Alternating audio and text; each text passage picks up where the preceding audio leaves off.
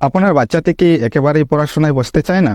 লেখাপড়ায় বসতে সে কি কান্নাকাটি করতে শুরু করে দেয়, নাকি পড়াশোনায় তার একেবারেই কোনো আগ্রহ বা মনোযোগ নেই?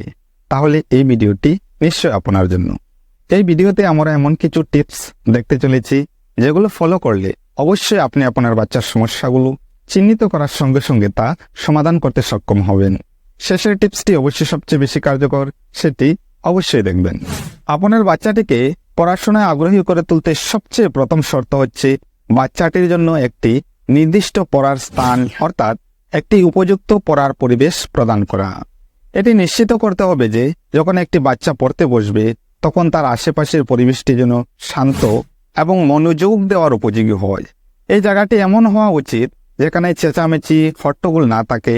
টিভি, মোবাইল, ট্যাব ইত্যাদি ডিজিটাল ডিভাইস থেকে দূরে রাখার পাশাপাশি যদি সম্ভব হয় তাহলে জায়গাটিতে প্রয়োজনীয় প্রাকৃতিক আলো এবং পর্যাপ্ত বাতাসের ব্যবস্থা রাখতে পারেন। পড়ার জায়গাটি পরিপাটি এবং সুশৃঙ্খল হওয়া উচিত যাতে বাচ্চারা তাদের স্বাচ্ছন্দ্য বোধ করতে পারে এবং মনোযোগ বিঘ্নিত হওয়া থেকে সে বিরত থাকতে পারে। দ্বিতীয়ত, একজন অভিভাবক হিসেবে প্রথমে আপনার উচিত আপনার শিশুটির মধ্যে নিজস্ব কি প্রতিভা এবং আগ্রহ রয়েছে তা বোঝা। কোন বিষয়সমূহের উপর তার অধিক ইন্টারেস্ট রয়েছে তা পর্যবেক্ষণ করা, তার ভিতরগত নির্দিষ্ট শক্তি এবং দুর্বলতাগুলো শনাক্ত করা এবং সেই অনুযায়ী তার জন্য নির্দিষ্ট একটি শেখার পদ্ধতি গ্রহণ করা। আপনার বাচ্চাটির আগ্রহ অনুযায়ী একটি তালিকা তৈরি করে তাতে তার পছন্দের কার্যকলাপগুলো উল্লেখ করুন এবং সেই অনুযায়ী তাদের জন্য এমন একটি ব্যক্তিগত পাঠ্যক্রম তৈরি করুন যা তাদের স্বাভাবিক আগ্রহ এবং তার নির্দিষ্ট প্রতিভাকে আরও বিকশিত করতে সামর্থ্য হবে। মনে রাখতে হবে যে প্রতিটি শিশুই আলাদা, তাই তার শেখার ক্ষমতা ও পদ্ধতিও কখনোই এক হতে পারে না। তাই আপনার উচিত আপনার বাচ্চাটিকে তার নিজস্ব প্রতিভা এবং আগ্রহ অনুযায়ী বিভিন্ন শিক্ষার কৌশল প্রয়োগ করে তার জন্য শিক্ষা বিষয়টিকে আকর্ষণীয় এবং মজাদার করে তোলা। এ বিষয়ে 2007 সনে মুক্তি পাওয়া আমির খানের তারে জমিন পর সিনেমাটি শিশুদের বৈচিত্র্যময় শিক্ষার প্রয়োজনীয়তা বোঝাতে চমৎকার একটি উদাহরণ। কিভাবে প্রতিটি শিশু বিশেষ এবং তাদের নিজস্ব প্রতিভা এবং সম্ভাবনা রয়েছে যা সবসময় প্রচলিত একাডেমিক শিক্ষা পদ্ধতির সাথে সামঞ্জস্যপূর্ণ নাও হতে পারে। যেখানে সিনেমাটিতে দেখানো হয় যে কিভাবে ঈশান নামের একটি শিশু সে ডিসলেক্সিয়া নামক একটি শেখার প্রতিবন্ধকতার মধ্য দিয়ে বিদ্যালয়ের পরম্পরাগত শিক্ষার সমস্যা ভুগতে থাকে এবং পরবর্তীতে কিভাবে সে সঠিক নির্দেশনা এবং সমর্থন পেয়ে নিজস্ব প্রতিভার বিকশিত করতে সমর্থ হয় এবং সে কিভাবে নিজেকে খুঁজে পেতে সক্ষম হয়। তাই একজন অভিভাবক হিসেবে আমাদের উচিত প্রতিটি শিশুর প্রতিভা এবং আগ্রহকে বুঝে তাদের জন্য নির্দিষ্ট শেখার পদ্ধতি গ্রহণ করা। এক একটি বাচ্চার শেখার ধরন এবং ক্ষমতা ভিন্ন হতে পারে, তাই তাদের জন্য ব্যক্তিগত শিক্ষার পদ্ধতি প্রয়োগ করতে হবে।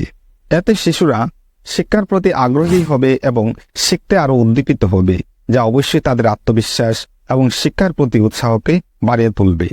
তৃতীয়ত, হাতে কলমে শিক্ষা, যাকে ইংরেজিতে অ্যাক্টিভিটি বেসড লার্নিংও বলা হয়।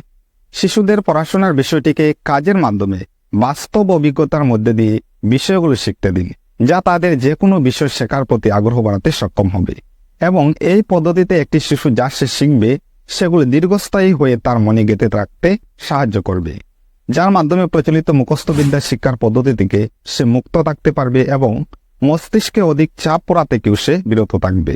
ফলস্বরূপ লেখাপড়ার প্রতি একটা শিশুর অনীহা ভাব কমে আসতে সক্ষম হবে।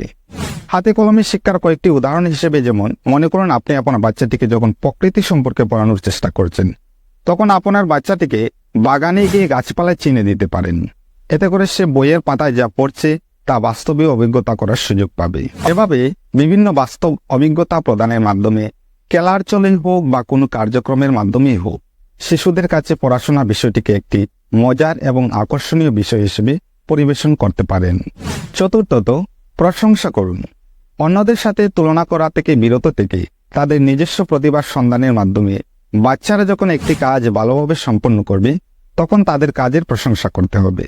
যেমন আপনি তাকে বলতে পারেন যে তুমি আজ গণিতে খুব ভালো করেছ। ছোট ছোট সাফল্যগুলিকে বৃহত্তর লক্ষ্য হিসেবে দেখাতে পারেন।